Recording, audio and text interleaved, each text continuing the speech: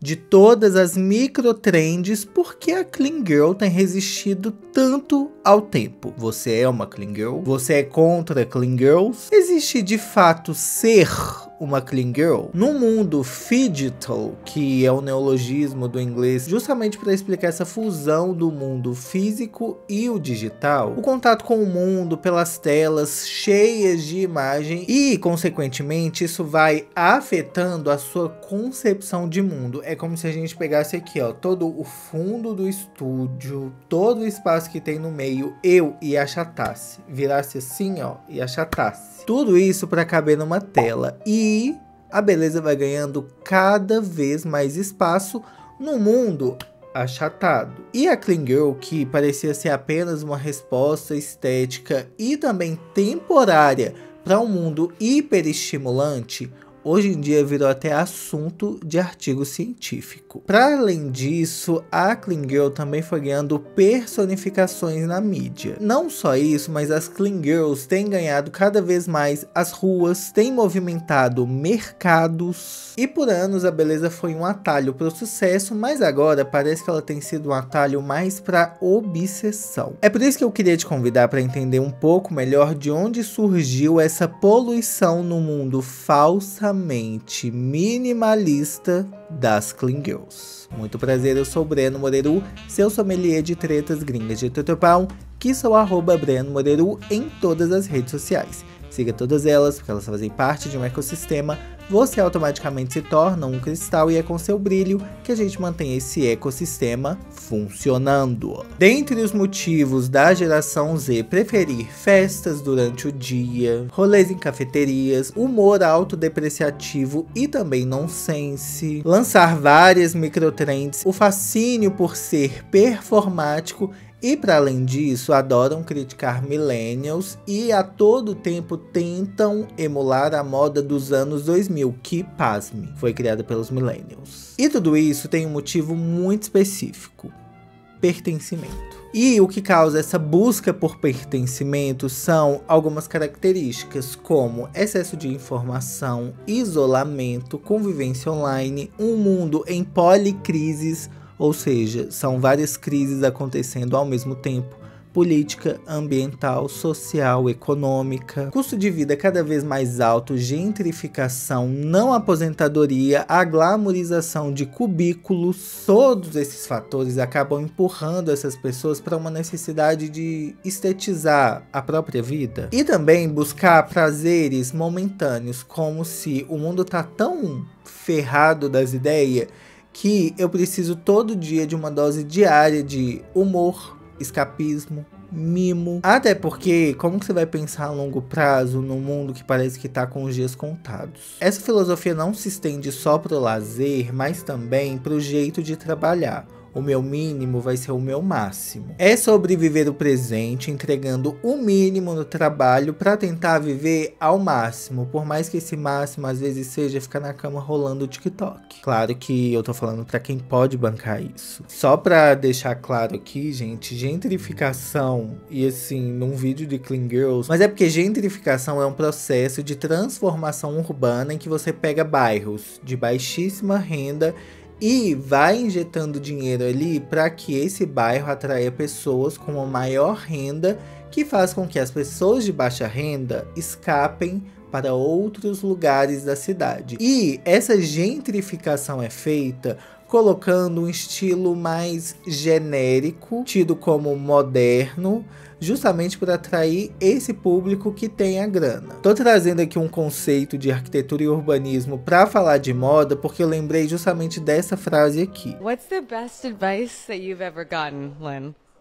That someone gave you? Oh, it's Sally Singer's advice. Her advice is, if you're interested in fashion, learn about everything except fashion. Politics, art, painting, anything except fashion. Foi pensando justamente nessa multidisciplinaridade que eu chamei a EBAC, Escola Britânica de Artes Criativas e Tecnologia, que está com duas novidades que eu diria que são imperdíveis para essa Black Friday: o EBAC Pass e o EBAC Pass carreiras. Só pra você entender, a EBAC tem mais de 150 cursos e 147 mil alunos espalhados por todo o mundo, em cursos como design, arquitetura, marketing, audiovisual, games, negócios, moda, programação e data. Acontece que agora, nessa Black Friday, você pode fazer muito mais por muito menos. E de novo, apenas na Black Friday e com um estoque limitado. O EBAC Pass é basicamente um pacote completo que oferece até 20 cursos, mas pelo preço de um. Ou seja, é basicamente o preço de um curso, só que na verdade você está levando 20 e a economia é de até 80%.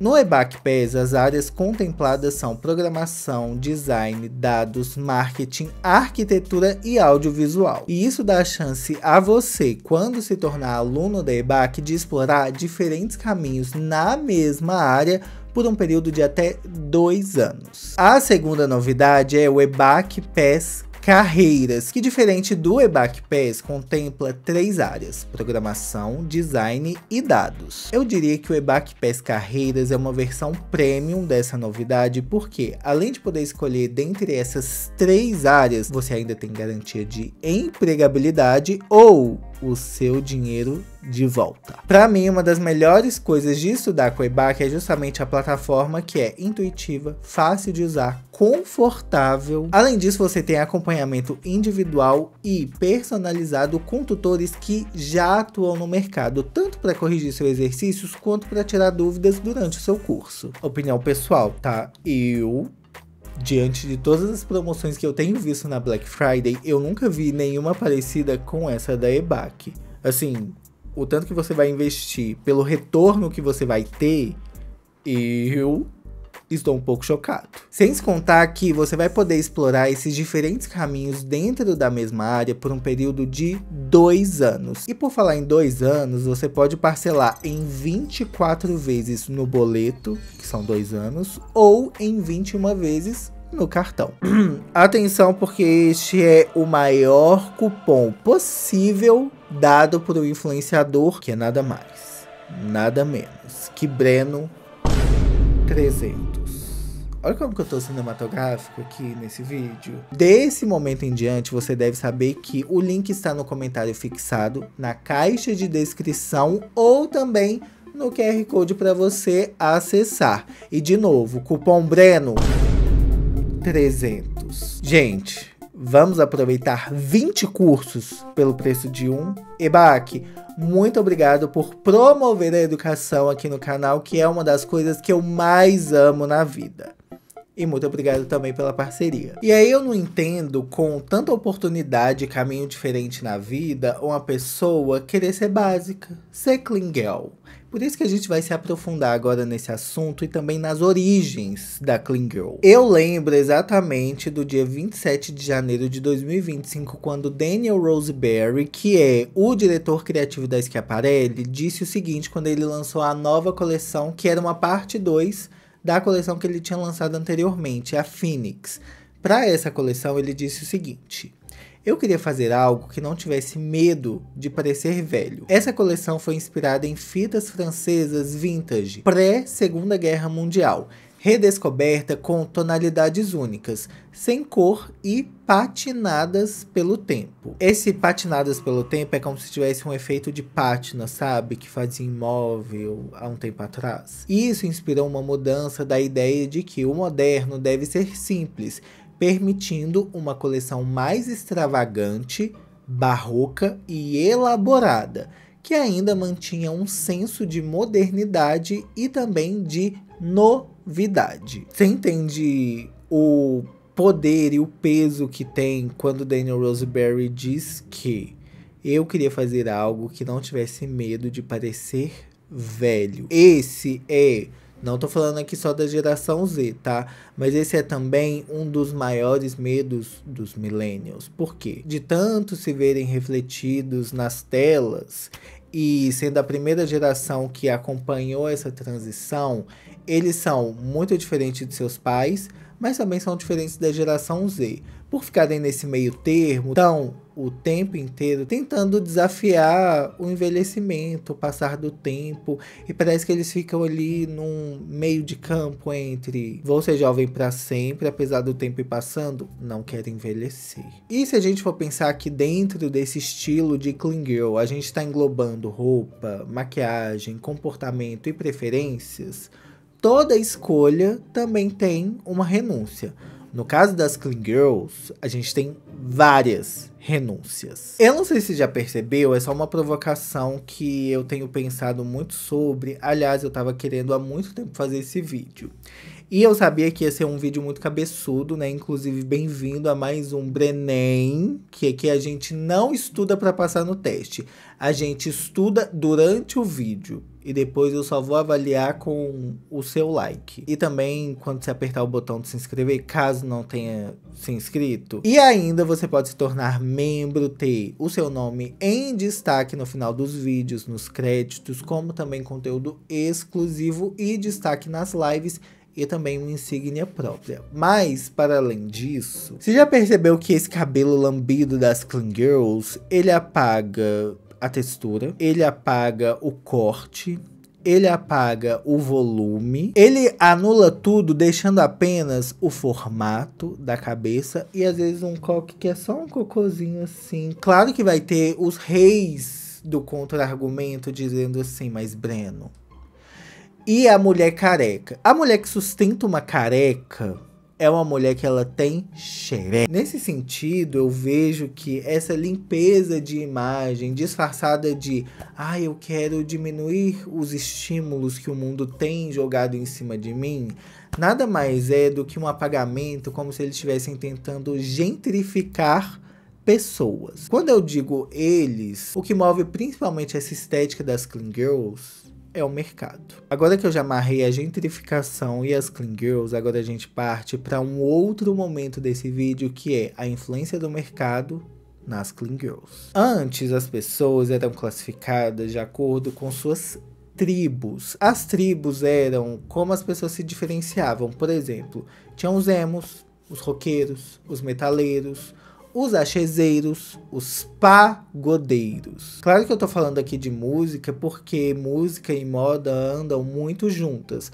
Pelo menos andavam. É porque nessa época, uns 20 anos atrás, as pessoas tinham hábitos que envolviam deslocamento, encontrar pessoas, festas nas ruas. A vida era fora de casa, ela não era intermediada por uma tela. Essa noção de tribos vem morrendo aos poucos porque a gente teve a chegada da internet e ela deu essa sensação de que, nossa, vim para diluir barreiras e também aproximar as pessoas da informação. Ao mesmo tempo que também acabou afastando pessoas de experienciar o mundo sem o contato físico, sem cultivar presença.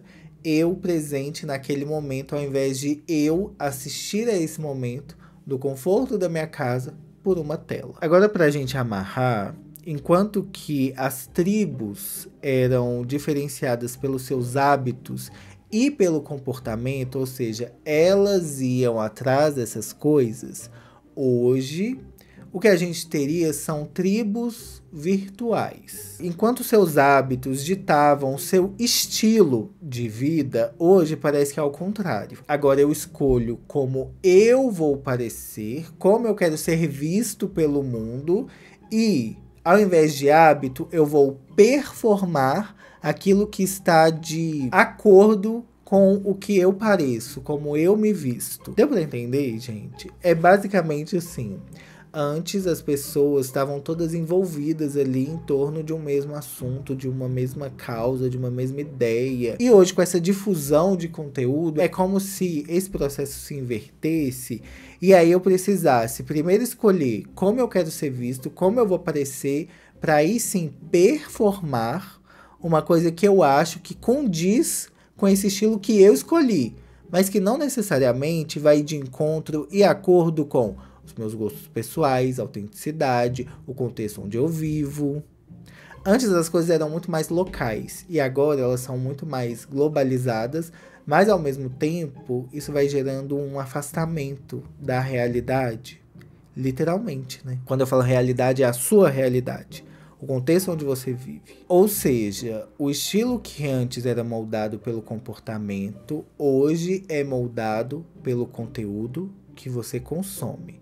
Experimenta a próxima vez que você estiver no shopping, reparar o jeito que as pessoas se vestem. Dá para pescar ali que tipo de conteúdo ela costuma consumir de acordo com a roupa que ela veste. Entende quando eu digo agora sobre esse achatamento? Ou seja, eu sou uma pessoa com diversas complexidades, gostos pessoais, mas o que eu tô fazendo é pegando todas essas coisas e achatando justamente para caber em uma tela. E pior, tela do outro. Claro que a Clean Girl não é novidade. Antes da Clean Girl, a gente tem a irmã mais velha dela, a Death Girl, que já circulava amplamente nas redes sociais. Ela se refere a uma pessoa que prioriza o seu bem-estar e também seu autodesenvolvimento, mas de uma forma mais positiva. E aí, para isso, ela inclui hábitos que envolvem uma alimentação saudável, produtividade e essa busca por aperfeiçoamento pessoal constante. Seja com yoga, seja cozinhando, seja praticando esportes ao ar livre. E diferente da Clean Girl, que é uma estética, a Dead Girl seria mais como uma mentalidade do tipo: eu vou para além da estética perfeita. O que importa para mim é o meu estilo de vida. Acontece que o movimento das Clean Girls teve os seus primeiros passos ali entre 2021 e 2022 por causa desse vídeo aqui que ela estava ensinando como fazer uma maquiagem clean. You know those girls that always look clean, their skin is always glowing, their lips are always glossed, and they never ever look like they're wearing too much makeup? We may not be them, but here's how to get their look. Perceba que o movimento, mesmo ainda não recebendo o nome de Clean Girls, o que ela estava fazendo no início era basicamente um manifesto das Clean Girls, né? Que é dar a sensação de que acordou agora e tá com essa maquiagem impecável, a pele perfeita, sem manchas, tudo no seu devido lugar, hidratada, com um glow. Só faltou aqui o coque lambido que viria logo menos. Se a gente fosse procurar uma definição geral da Clean Girl, eu procuraria no wiki de Aesthetics. E lá tá descrito o seguinte: geralmente a Clean Girl acorda cedo e dorme cedo. Ela escreve em seu diário e medita todas as manhãs. E também realiza sua rotina de cuidados com a pele religiosamente. Ela é a definição no dicionário de legal, calma e com tudo sob controle. E seu guarda-roupa consiste em peças que são simultaneamente confortáveis e sofisticadas,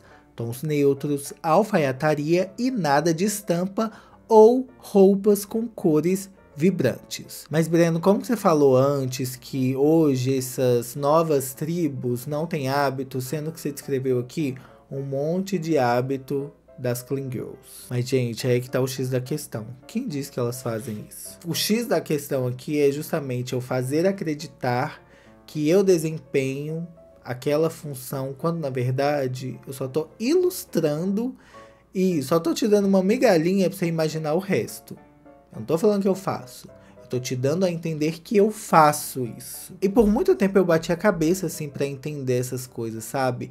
Pra entender por que tal artista parece forçado, quando na verdade, gente, é tudo performance. Só pra você ter uma ideia, na China, eles já estão alugando escritórios pra você dar a entender, performar que está trabalhando. Porque isso é visto como algo muito positivo na China, né? Você tá trabalhando o tempo inteiro. Não só na China, né? Mas é que lá eles souberam monetizar essa parte também. E aí eu queria trazer essa reflexão para você, porque enquanto que as pessoas, né, a massa usa dessa estética da Clean Girl pra dar a entender que ela tem tudo no lugar, etc e tal, e quando famosos aderem a esse movimento estético. Pois bem, agora a gente vai falar dela, pastel de vento, Hailey Bieber. E eu senti que ela ter se agarrado nessa tendência foi para responder uma pergunta que já estava ali nos bastidores da equipe dela, do PR, né, que cuida da imagem pública dela, que é a seguinte: como limpar a imagem de uma garota que é cheia de sujeira. Essa sujeira da Hailey Bieber, eu tenho um grande documento em forma de vídeo falando por quase 1 hora sobre todos os podres de Hailey Bieber. A gente vê que essa menina é sim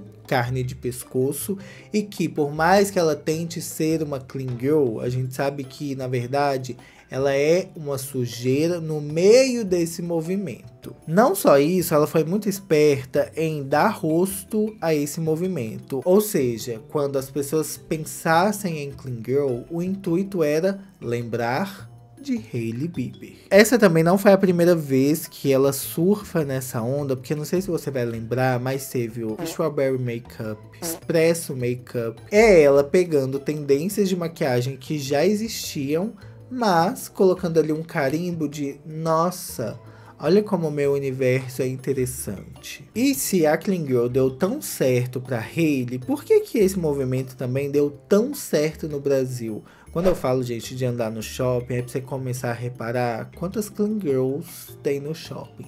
Vai numa loja de maquiagem, numa loja de roupa. E eu diria que no Brasil é um campo muito fértil para essa seita das Clean Girls ganhar cada vez mais força. Explico. Para Hailey se identificar como Clean Girl serviu como uma narrativa de redenção. Não só isso, mas também serviu como uma pasteurização encapsulada para inspirar outras meninas que se agarram nessa falsa ideia de reproduzir um estilo capaz de emular a garota perfeita, que se cuida, que medita, que teve ascensão social e de quebra atrair o namorado dos sonhos. No caso, se espelhar na Hailey Bieber, tipo, nossa, essa menina pegou o Justin sendo tudo isso. Por que eu não posso ser então igual a ela? Ela me inspira. Mas posso falar, a gente vive num país muito desigual, ao mesmo tempo que muito diverso, e que se apega muito fácil a qualquer moda aspiracional de riqueza. E se for fácil de reproduzir, melhor ainda. Lembra daquele vídeo que virou uma série sobre a calça de rica, a camisa de rica, o óculos de rica, a bolsa de rica? Em pouquíssimo tempo, ela conseguiu vários e vários seguidores. E parece que os mercados de fora já entenderam isso muito bem, que a gente é um público muito fácil e suscetível à gentrificação. E de quebra, você pode ter certeza que qualquer famoso internacional vai ter pelo menos 100 fãs aqui no Brasil. Essa coisa de glamorizar o básico e usar isso como mecanismo de parecer que você ascendeu socialmente e financeiramente, é como se você estivesse tentando fazer parte de um grupo exclusivo que está ali acima da sociedade. Por isso que eu usei a expressão ascensão social. Antes tinha limites muito bem definidos e também demarcados, assim, quando a nossa comunicação era de olho no olho, ela dependia de comportamento, assuntos que tiravam a gente ali do lugar. Hoje a gente faz tudo do celular e às vezes nada também. É por isso que a geração Z gosta de tantas coisas que não necessariamente ela viveu. Porque tem uma necessidade latente e praticamente impossível de preencher, que é a do pertencimento. Eu diria que a geração Z é meio Elvis Presley, assim, da cultura hoje em dia. Porque eles pegam tudo que já existia, tenta mudar um pouco a embalagem, o rótulo, para falar, olha como isso é nosso. Eu vou um pouco mais longe e colocar aqui o seguinte questionamento: será que a gente está criando de fato coisas novas, ou a gente tem essa camada de pessoas que deveria estar criando só repetindo ou replicando culturas que a gente já viveu? Então é como se a gente estivesse só olhando para trás e não olhando para frente. O que a gente cria a partir do que a gente tem hoje? E é por isso que tem hoje tanta nostalgia na cultura pop, tanta nostalgia na moda, tanto famoso tentando recriar aquele momento do passado ou usar aquele look do passado. Porque a gente está buscando uma base mais sólida ao mesmo tempo que tá tudo diluído. Então parece que a gente tá só refazendo o passado a toda oportunidade que a gente tem. A gente não olha mais pro futuro. Se antes a gente estava muito ansioso pro futuro, agora a gente quer pisar no freio e falar assim, olha, tô querendo nostalgia porque, sinceramente, o futuro tá cada vez mais incerto. E não só isso, mas essa coisa do hiperestimulante influenciou até a música de uma certa forma. Esses dias, há um tempo, né, eu fui no show do Green Day e antes de ir ao show eu tentei escutar as músicas que eu escutava antes. Parece que minha cabeça era muito mais vazia e essa música preenchia. Hoje, se a gente for analisar, as cantoras que eu mais tenho escutado, e tô fazendo um recorte pessoal, tá?